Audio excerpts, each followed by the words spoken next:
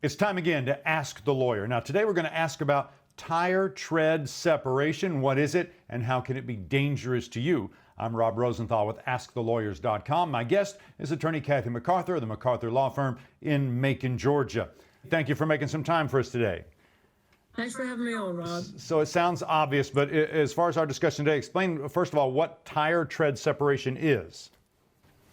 Tire tread separation is when the different layers of a tractor trailer tire, which there are several different layers of, there's the steel belt, then there's a rubber layer, and then another rubber layer, and then, I won't go into all the specific what the layers are made of, but they're, needless to say, there are several layers of tire tread, and they do tend to, without over the passage of time with wear, separate on occasion. And that's what you see on the highway, where you see a big piece of tire, but not a whole tire road. That's a tread separation. Well, and I could see, because some of those are very big pieces, I could see how that could be dangerous. What are some of the ways it's dangerous? What are some of the hazards that it causes?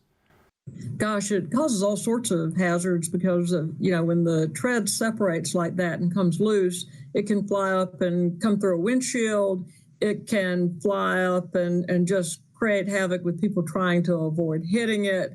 It can cause a car to go out of control for whatever reason, where people are just surprised by it flying through the air, or it's in the road and they swerve to avoid it. It's sorts of problems are caused by large pieces of tire coming loose, not to mention if the truck itself, one tire, having that happen on a tractor trailer where they have many tires, is not going to cause the vehicle to go out of control.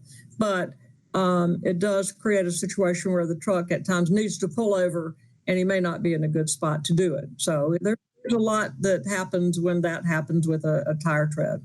Is it difficult, Kathy, to figure out where fault may lie? Because it could be maybe with the tire manufacturer or with maintenance or the driver or any number of things. Help us out there. All of the above.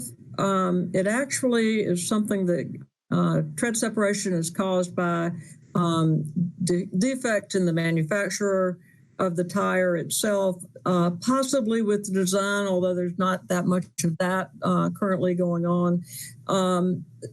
Truck drivers are required to examine their tires every day before they go out on the road. And if there are tires that look as if they're about, it's not something that happens just suddenly with no warning and you can't see it coming to some degree. Of course, sometimes, but generally speaking, there are warning signs that a truck driver is supposed to pick up on. Also, the companies are required to do scheduled maintenance on tires. There are companies that actually do the maintenance. So it could be the employer of the truck driver. It could be the maintenance company for the tires. It could be the truck driver themselves. It could be the manufacturer of the tire. There are just a lot of different avenues of recovery for injuries or deaths caused by tire tread separations. So just that information alone makes it seem why so important that you need an attorney who has a lot of experience in this area to help you figure out and navigate those waters. Yes, it's it's something that could appear on the front end as if it's just an accident or wear and tear, and sometimes if there's a piece of truck tire on the highway, you don't even know what truck it came off. So that's a situation that's very difficult if it causes a wreck or an injury or death. So it's, it is a situation that really requires people who know what they're doing, who have access to tire experts, who can focus on, was this a problem with maintenance? Was this a poor repair? Or was this a bad design or manufacturing defect? And what sort of recoverable damages are we talking about for somebody that may be injured because of in an accident caused by tire tread separation? Well, you can recover anything from, in Georgia, there's no cap on the damages that you can receive for pain and suffering, for medical bills, as long as they're associated with the injuries, for lost income associated with the injuries. If the person dies you could seek the full value of the life, including both the intangible part of life, meaning enjoyment of life, fun things, family, that type of thing, and including the economic potential of the person.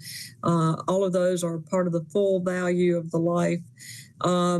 All manner of damages are available in a situation like that in a products liability claim. And in some products liability claims, you can seek punitive damages, which are capped at $250,000 in most types of cases involving injuries in Georgia. But in products liability cases, there is potentially no cap on punitive damages, but it would have to be looked into. So punitive damages are damages to penalize a company for repeated acts of negligence or carelessness that subject the public as a whole to injuries or danger because they don't follow their own safety rules. So punitive damages are to deter that type of conduct.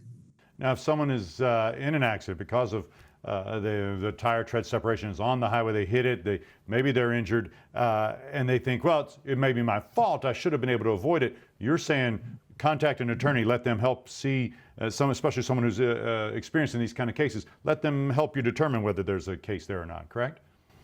Exactly, because in Georgia, we have the emergency statute, which says basically that unless you create an emergency yourself, if someone else or a truck or other vehicle creates an emergency, then you're not held to the standard of what a reasonable person would do under every circumstance. So that avoiding the truck tread in an emergency situation is not really a defense that holds water in the state of Georgia. So that's nothing to worry about. And yes, anyone who has a significant injury or a family member who's killed in that setting needs to contact an attorney as soon as possible. And you've had a lot of experience yourself with truck accident litigation?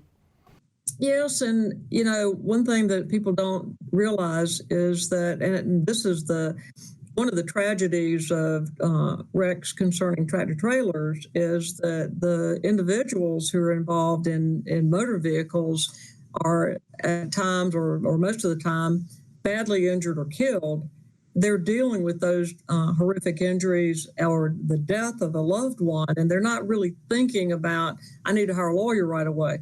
Well, the trucking companies have somebody from their insurance company on the scene within 24 hours. They have a rule that they're going to be investigating that. They're going to be talking to the witnesses, and valuable evidence can go away, or witnesses can be spoken to in a manner that their testimony doesn't come out the way it needs to assist the injured party. So as harsh as it is, even in the face of a death or a terrible injury, and especially in the face of that type of thing, people need to contact an attorney who does this type of litigation as soon as they can possibly make themselves do so or have a family member do so. As usual, very helpful information, Kathy. Thank you so much for your time today and helping us out. Well, thank you, Rob. I've enjoyed talking to you, and I'm available anytime. That's going to do it for this episode of Ask the Lawyer. My guest has been attorney Kathy McArthur, the McArthur Law Firm, based in Macon, Georgia. If you want the best information about truck accidents, or you're ready to choose a lawyer that lawyers choose, make sure to visit askthelawyer.com. Also, please take a sec to like, share, and subscribe to our YouTube channel by clicking on the button below. Thanks for watching. I'm Rob Rosenthal with AskTheLawyers.com.